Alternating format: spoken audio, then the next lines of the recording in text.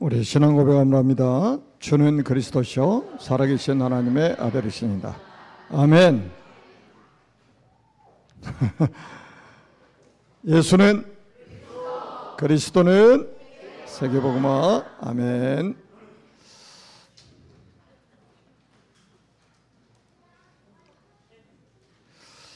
우리는 세계 복음화의 대열에 서 있습니다. 아멘.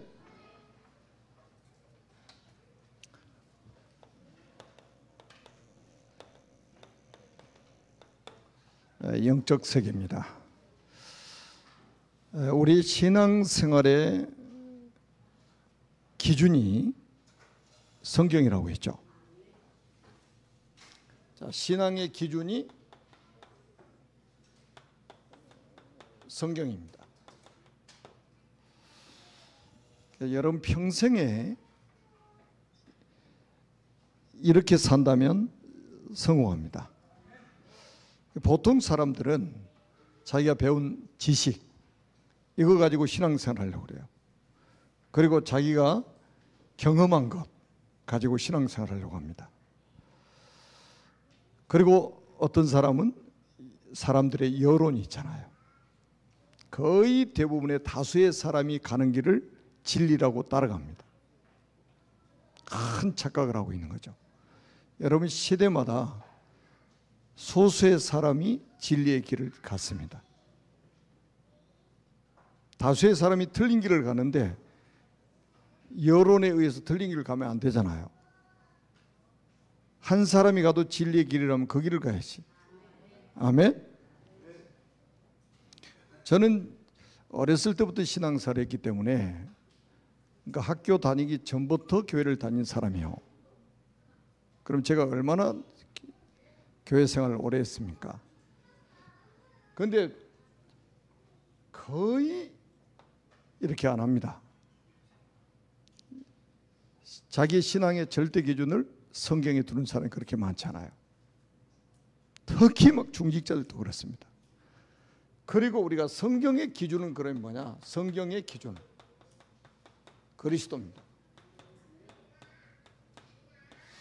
구약 성경 39권은 오실 그리스도 이야기예요. 그 사람들은 저는 옛날에 굉장히 설교 듣다가 충격받은 게 뭐냐면 어떤 목사님이 설교하면서 그러더라고요. 구약 시대는 율법을 지켜서 구원받고 야 이게 진짜 어떻게 해야 됩니까 이게. 이럴 때 몽둥이가 약인데 어디 율법으로 구원받는 성경이 있습니까?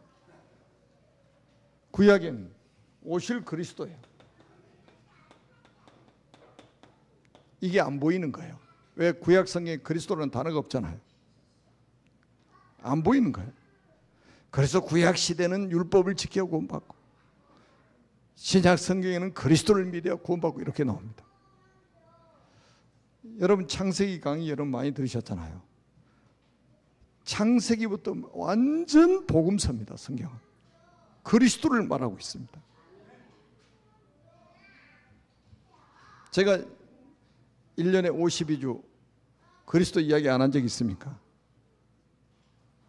그리스도 빠져버리면 주인공이 빠져버리면 그건 설교가 아니에요. 구약 39권 오실 그리스도 이야기입니다. 구원의 길. 신약 27권은 오신 그리스도예요. 오신 그리스도. 계시록은 뭡니까? 다시 오실 그리스도. 신약 27권의 주인공도 그리스도입니다.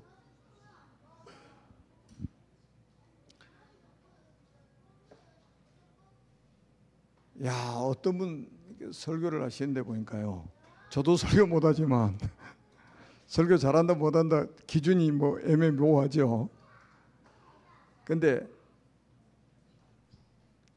진짜 자기가 한 말을 자기가 무슨 말을 하는지도 모르는 것 같아. 그리스도가 딱 빠져버린 설교를 하는 거예요. 이게 교회를 다 죽이는 겁니다. 여러분들 꼭 기억하시라니까요. 신앙의 기준 뭐예요? 성경. 성경은 하나님의 말씀입니다. 그 성경 66권의 기준은 뭐냐? 그리스도입니다. 그래서 이게 지금 뭡니까? 우리는 구원의 길,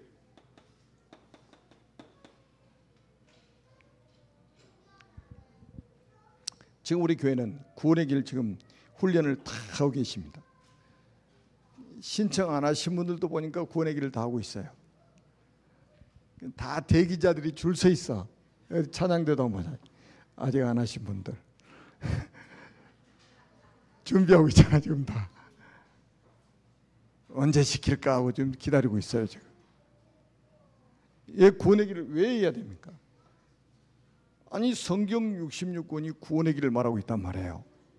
여러분 창세기 3장 15절 여자의 후손 그리스도 구원의 길 아닙니까? 방주 구원의 길 아닙니까? 유월절 어린 양의 피 구원의 길 아니에요? 처녀가 잉태해 아들 낳을 것이요 그 이름을 임마누엘이라 구원의 길을 이야기하고 있잖아요. 주는 그리스도시요 살아계신 하나님의 아들이십니다. 구원의 길을 이야기하고 있잖아요. 전부 구원의 길이에요. 왜? 여러분들이 꼭 기억하셔야 돼요. 언제 어디서 누구를 만나도 정확한 복음을 전해줄 수 있는 준비된 제자를 하나님이 쓰십니다. 그래서 여러분들이 이제 제가 금요일에 저희도 말씀드렸던 것처럼 전도 자료 있잖아요. 전도 자료. 저는 어디를 가든지 전도 자료를 준비해 가지고 간다니까요. 영어로 되어 있는 거, 러시아로 되어 있는 거, 한국어로 되어 있는 거. 그리고 제가 쓴 책을 꼭 2권씩 가지고 다녀요. 누구를 만날지 모르니까. 한 번 만난 사람 계속 만난다는 보장이 또 어디 있어요? 다시는 못 만날 수가 있잖아요. 그러니까 전도 자료를 가지고 다니면서 전달을 하는 거예요. 한 번쯤은 복음을 드려야 되잖아요. 한 번쯤은. 여러분의 가족도 한 번쯤 복음 드려야 돼요. 핍박한다고 복음 안 전하면 그 가족 어떻게 되겠어요? 잠언 27장 1절 여러분도 아시죠? 너는 내일 일을 자랑하지 말라. 하루 동안에 무슨 일을 하는지 내가 알 수 없음이니라. 여러분 그 유튜브에 들어가도 나와 있고 네이버에 들어가 나와 있어요. 인도의 억만장자. 운동하는데 벌이 입속에 들어가 가지고 벌에 쏘여 가지고 죽었습니다. 그 영상이 보니까요 굉장히 젊어요. 아주 멋있게 생겼어요. 억만장, 백만장자가 아니고 억만장자. 하루 동안에 무슨 일이 일어나는지 내가 알 수 없습니다. 우리의 가족들이 하루 저녁에 안녕할 수 있단 말이에요. 복음 듣고 가야 되잖아요. 복음 들어야지 천국 가잖아요. 항상 이 준비를 해야 됩니다. 항상. 그래서 우리는 뭐를 열어야 되냐? 항상 이게 열려 있어야 돼요. 영안이 열려 있어야 됩니다. 영적인 세계를 보는 영적인 눈이 열려야 돼요. 여러분 지금 하나님이 눈에 보입니까? 안 보이죠? 그러니까 하나님 중요하게 생각하지 않죠? 천사 보입니까? 안 보이죠? 마귀 보입니까? 안 보이죠? 천국 보입니까? 안 보이죠? 지옥 보입니까? 안 보이죠? 안 보이면 없습니까? 여러분 정신 있습니까? 없습니까? 우리는 뭐 껐다가면 그러냐. 저 정신없네 저거. 정신이 눈에 보입니까? 안 보이잖아요. 그런데 정신이 있잖아요. 그죠? 확실하죠? 영적인 세계는 눈에 보이지 않습니다. 그런데 이걸 볼 수 있는 눈이 열려야 돼요. 제가 오늘도 말씀드렸잖아요. 오전에 말씀드렸죠.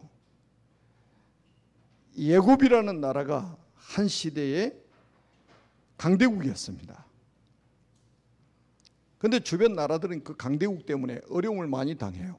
맨날 전쟁해가지고 정복하기 때문에. 그런데 지금 사람들은 뭘 모르냐? 어린 양의 피, 이 비밀을 모르는 거예요.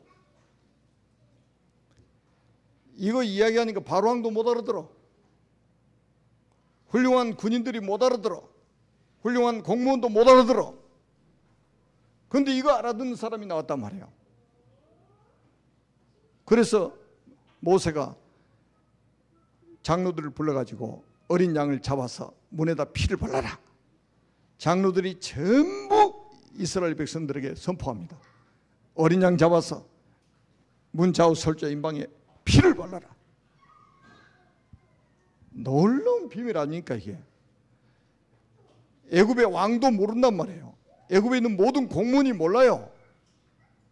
재벌들이 몰라요. 학자들이 몰라요. 이 말을. 이거 볼 수 있는 눈이 열려야 된단 말이에요. 이것만이 재앙을 막습니다. 아멘. 여러분, 한때는 블레셋이라는 나라가 강대국이었습니다. 블레셋이라는 나라가. 그 사사기에 보면은 이스라엘의 300년 이상 되는 역사가, 정확하게 하면 320년 정도 돼요. 그때 블레셋이라는 나라에 의해서 이스라엘이 맨날 전쟁 일어나가지고 고통을 당했어요. 지금도 저 팔레스타인, 이스라엘 같이 막 붙어 사는 팔레스타인이잖아요. 맨날 전쟁하잖아요.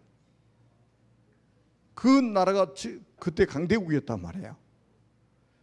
그러니까 이스라엘 나라도 두려운 거죠. 그 블레셋이. 그리고 주변 나라들이 블레셋이라는 나라를 다 두려워하는 거예요. 그런데 뭐를 모르냐?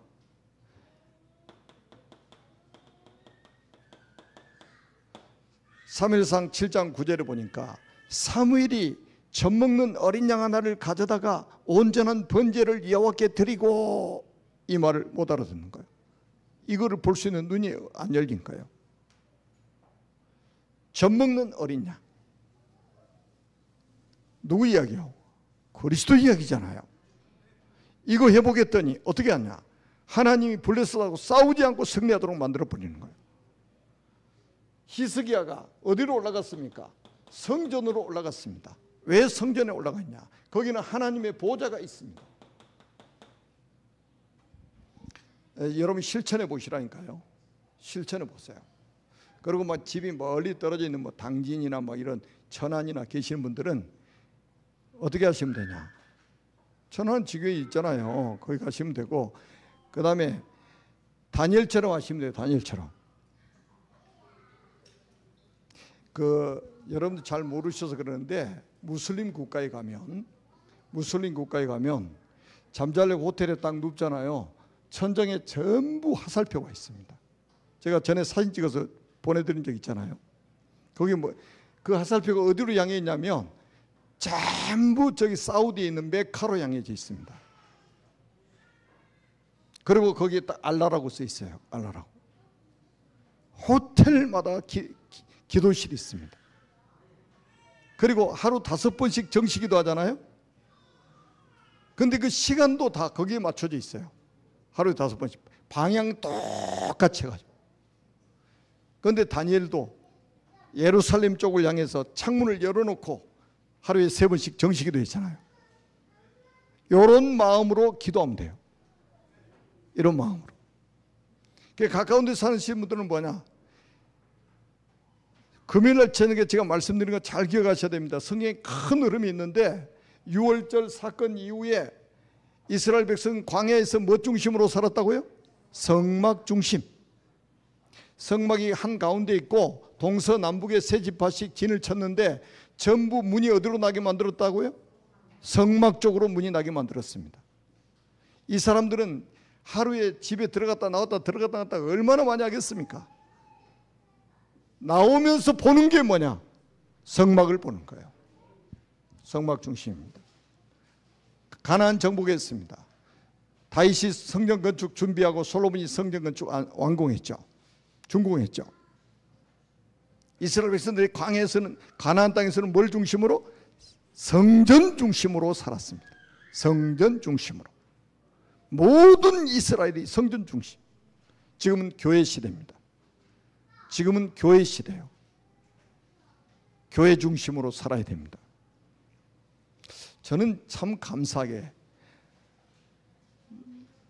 신앙생활을 이렇게 해라 저렇게 해라 가르쳐준 사람이 아무도 없었습니다. 제가 은혜 받고도 마찬가지예요. 제가 은혜 받고도, 제가 청년 때 은혜 받고도 저한테 구체적으로 신앙생활을 이렇게 하는 거야 저렇게 하는 거야 가르쳐준 사람이 없었어요. 하나 의지하는 거 강단에서 나오는 설교예요. 설교. 그런데 진짜 감사한 게 저는 교회 중심이었고 예배 중심이었고 강단 중심이었습니다. 요렇게만 살았는데 하나님이 얼마나 하나님이 축복을 많이 주셨습니까? 전 세계 다니면서 그리스도의 증인으로 서도록 만들어 버리시잖아요.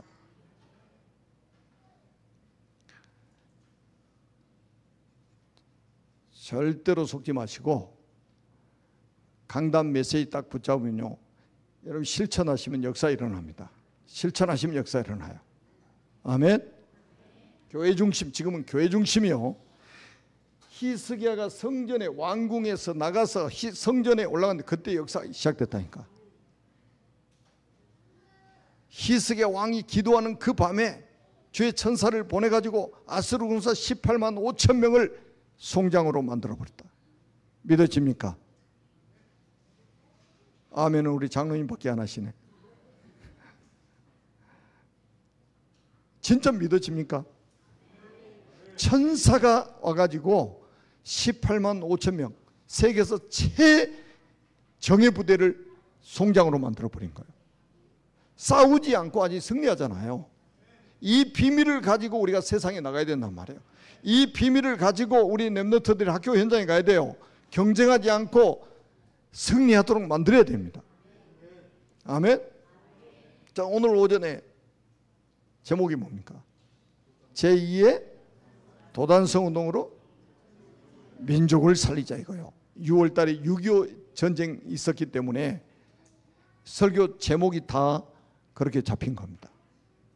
자, 도단성에서 뭐를 했길래 이런 일이 벌어졌습니까? 여러분, 도단성에서 엘리사가 뭐 했겠습니까? 거기서 이런 비밀을 가진 제자를 키우고 렘넌트를 키우고 서밋을 키웠단 말이에요.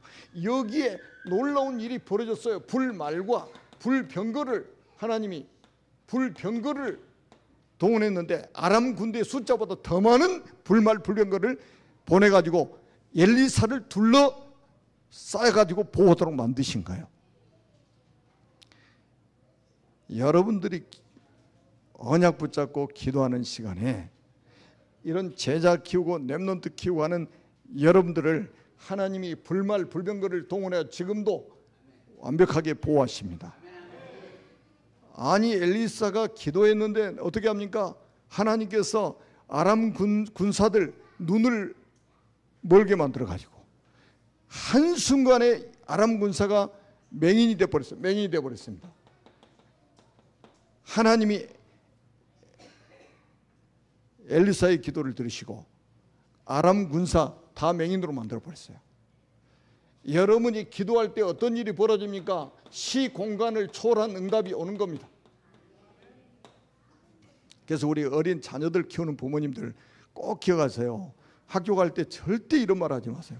차 조심해라, 길 조심해라, 사람 조심. 제가 보면 거의 대부분 그렇게 교육시키더라고요. 이런 게 안 믿어지는 거예요. 이게 지금 안 믿어지는 거예요. 딱 문 앞에다 세워놓고 어떻게 해야 되냐? 기도해 주시란 말이에요. 네가 지금 오늘 학교 가는데 엄마 아빠는 너를 보호해 줄 수 없어. 그러나 하나님이 능력의 천사를 동원해서 너를 보호하실 거야. 믿음을 심으란 말이에요. 성령께서 너와 동행하실 거야. 믿음을 심으란 말이에요. 핸드폰 백날 사주면 그거 가지고 보호됩니까? 부모들이 안 믿어지니 애들한테 불신앙만 잔뜩 심어가지고, 여러분 자녀들 무너지게 하는 방법은 간단해요. 불신앙 심어버리면 돼요. 그럼 무너져 버립니다. 여러분 자녀들 살리는 길은 간단합니다. 믿음을 심어줘야 돼요. 말씀을 근거로 해서 믿음을 심어줘야 한단 말이에요. 그래서 영적인 눈이 열려가지고 영적 세계에서 일어나는 일을 보도록 만들어줘야 된단 말이에요. 그래야 뭐가 생긴다고요? 믿음이 생기는 거예요. 믿음. 믿음이 생겨야 세상에서 승리할 수 있습니다.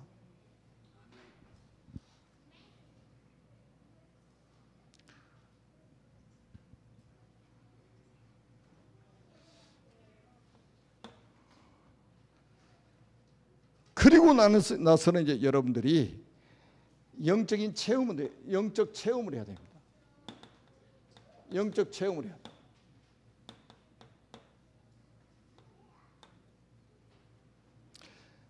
여러분 이 불신자들은 막 귀신 체험하잖아요. 귀신. 그러니까 얼마나 확신이 있는지 몰라요. 제가 옛날에도 그 무당들 전도하러 다닐 때, 무속인들 전도하러 다닐 때 딱 갔더니 뭐라고 하냐, 야 동자야 어디 좀 갔다 와. 그래가지고 동자가 알려주는 대로 점을 쳐주고 막 그래요. 이 사람은 그걸 체험하고 있단 말이에요. 그러니 거기에 대해서 얼마나 확신이 있는지 모릅니다. 영적 지도자라고 또 자부심을 가지고 있는 거예요. 그런데 크리스찬들이 영적인 체험이 없어요. 영적인 체험이 없어요. 자, 어떤 체험을 말하는 거냐? 우리는 어떤 신비적인 것 체험하라는 말이 아니에요. 성경적인 근거를 가지고 우리는, 자, 요한복음 14장 26절에 보혜사 곧 아버지께서 내 이름으로 보내실 성령, 그가 너에게 모든 것을 가르치시고 내가 너에게 말한 모든 것을 생각나게 하시리라. 아멘. 보혜사 성령을 보내가지고 모든 것을 가르치시고 생각나게 하셔가지고 우리를 인도해 가시겠다는 거예요. 이거 체험해야 돼요. 성령 체험이 이게. 아멘. 여러분들의 걸음걸음을 인도하시는 그 성령의 체험을 우리가 해야 됩니다.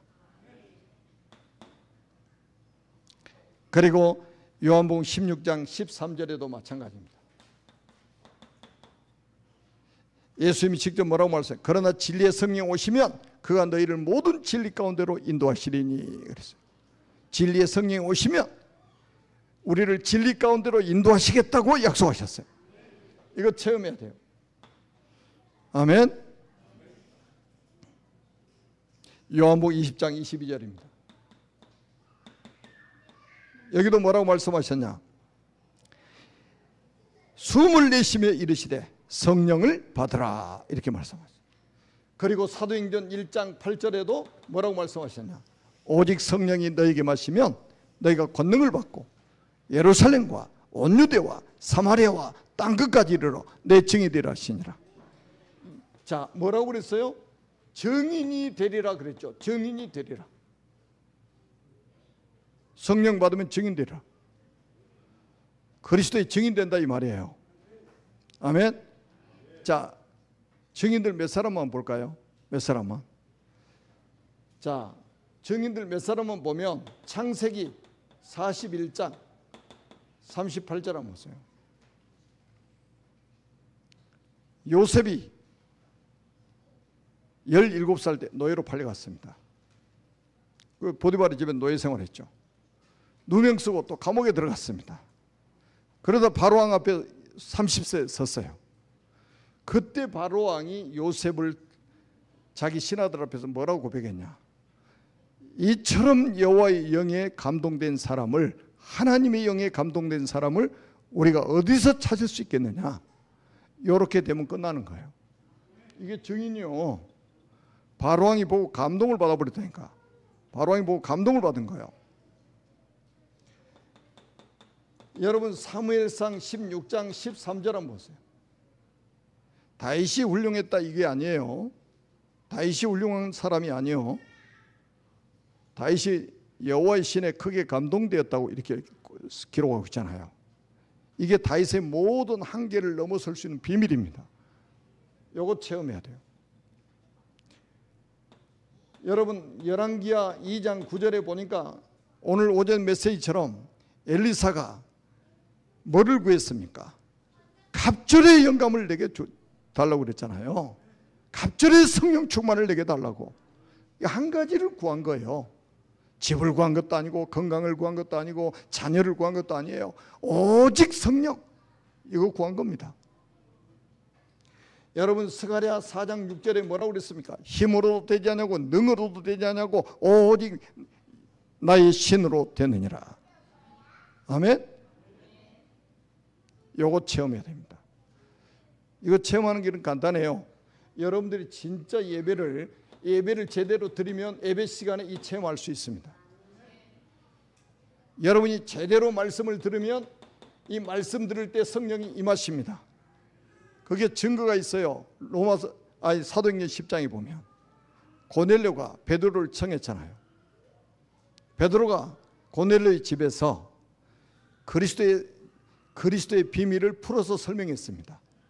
그때 말씀 듣는 모든 사람에게 뭐가 내려오셨다? 성령이 내려오셨다고 이렇게 말씀했어요. 말씀 듣는 모든 사람에게 뭐가 내려오셨어요? 성령이 내려오셨다 이렇게 나옵니다. 말씀 제대로 들을 때 거의 말씀 여러분처럼 잘 못 들어요. 말씀 제대로 들을 때 이게 임해버리면요 여러분 한계 뛰어넘다니까요. 여러분이 기도할 때 언약 붙잡고 기도할 때 어떤 일이 벌어지냐. 초대교회가 138 언약을 붙잡고 그리스도 하나님의 나라 성령 충만 언약 붙잡고 120명이 마가다락방에 모여서 오로지 기도했는데 이때 10일 동안 기도한 거예요. 10일 동안 어떤 일이 벌어졌습니까? 여기에 성령이 임하신 거예요. 120명에게 성령이 임하신 거예요. 그게 사도행전 2장 1절로 4절입니다. 불같은 바람과 같은 성령이 그 마가다락방에 불의 혀같이 모든 사람이 임했다고 그랬어요.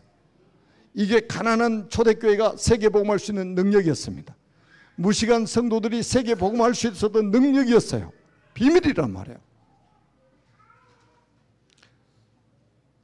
여러분 돈 가진 사람이 세계복음한 줄 아세요? 천만의 말입니다.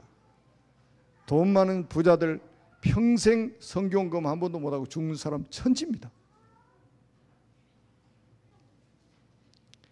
성령을 받아야 세계복음화 가능해집니다. 아멘. 그리고 여러분 한번 잘 보세요. 여러분 찬양할 때요. 지금 보니까 우리 수요일날 밤에는 우리 심윤수 권사님이 찬양 리더를 하시고 지휘도 잘하더라고 이쁘게. 그 다음에 또 주일날은 우리 조동열 장로님이 오전에 하고 우리 또 이상한 수집사님 오후에 하고 그러잖아요. 또 랩노트들 막 서가지고 하잖아요. 참 아주 이뻐요 다들. 아주 순수하고 이 복음을 사랑하는 사람들이 찬양 인도하기 때문에 프로는 아닌데 나는 프로를 별로 안 좋아해요. 그런데 프로는 막 성악가들 있잖아요. 막 전공자들 나와가지고 막 폼 잡고 그리고 또 박수 쳐주고 막 박수는 왜 지가 받아? 하나님 받으셔야지.